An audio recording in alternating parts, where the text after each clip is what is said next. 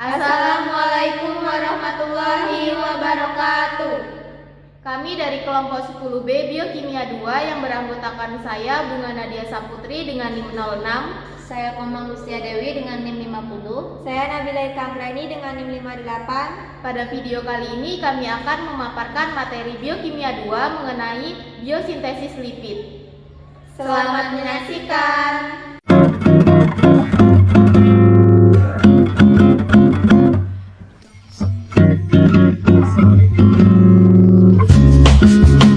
Tujuan, mahasiswa mampu menerapkan pemikiran logis, kritis, sistematis, inovatif dalam konteks peranan metabolisme asam lemak dalam kehidupan sehari-hari. Biosintesis lipid adalah proses pembentukan molekul lemak di dalam sel dari prekursor sederhana seperti asetil-CoA dan gliserol, yang kemudian disusun menjadi asam lemak, trigliserida, fosfolipid atau sterol untuk fungsi penyimpanan energi, struktur membran, dan sinyal seluler.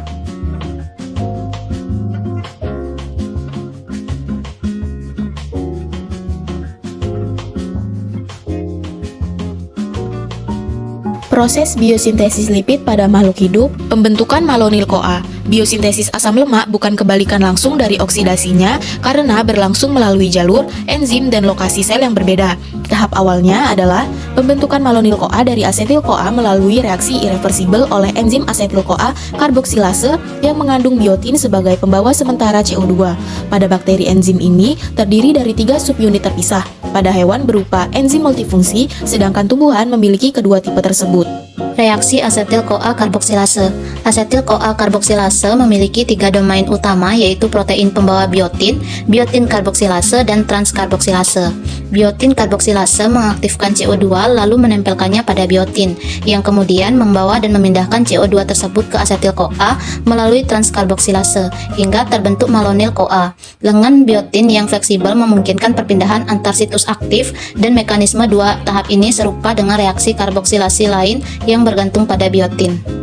Tahapan reaksi sintesis. Sebelum kondensasi dimulai, kompleks asam lemak sintase dimuati gugus asetil dan molanil. Gugus asetil dari asetil-CoA dipindahkan ke ACP lalu ke residu sistein enzim, sedangkan gugus malonil dari malonil-CoA dipasang pada gugus tiol ACP. Tahap pertama adalah kondensasi asetil dan malonil membentuk asetoasetil ACP disertai pelepasan CO2.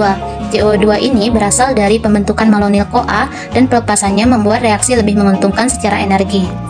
Tahap kedua, gugus karbonil direduksi oleh beta-ketoasil ACP reduktase dengan NADPH menghasilkan D-beta-hidroksibutiril ACP.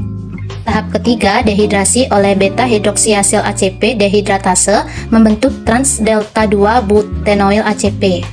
Tahap keempat, reduksi ikatan rangkap oleh enoil ACP reduktase dengan NADPH menghasilkan butiril ACP jenuh. Produk 4 karbon ini menandai satu siklus. Gugus butiril dipindahkan kembali ke enzim, ACP menerima malonil baru, dan siklus berulang hingga 7 putaran menghasilkan palmitoil ACP atau C16 yang kemudian dihidrolisis oleh tiosterase untuk melepaskan palmitat bebas.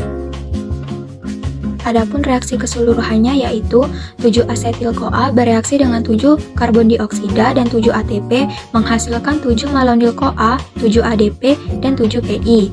Kemudian asetil-CoA bereaksi dengan 7 malonil-CoA dan 14 NADPH serta 14 H+, menghasilkan palmitat, 7 karbon dioksida, 8 CoA, 14 NADP+, serta 6 H2O, sehingga total yang didapatkan 8 asetil-CoA bereaksi dengan 7 ATP, 14 NADPH, dan 14 H+ menghasilkan palmitat, 8 CoA, 7 ADP, 7 PI, 14 NADP+, serta 6 H2O.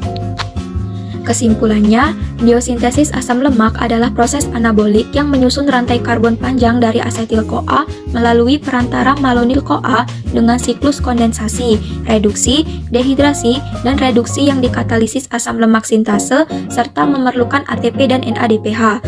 Setelah beberapa putaran, terbentuk asam lemak seperti palmitat yang berfungsi sebagai sumber energi dan komponen struktur sel. Sekian video dari kami, terima kasih. Wassalamualaikum warahmatullahi wabarakatuh.